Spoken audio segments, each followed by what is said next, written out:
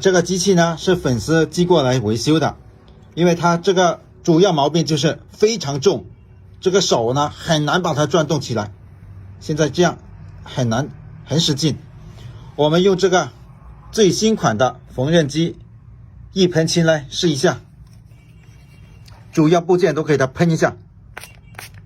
这个一喷漆呢能够喷到我们一般用手工很难到达的地方，这个就能喷进去。好，马上感觉它非常轻了，太神奇了。好，越来越轻了。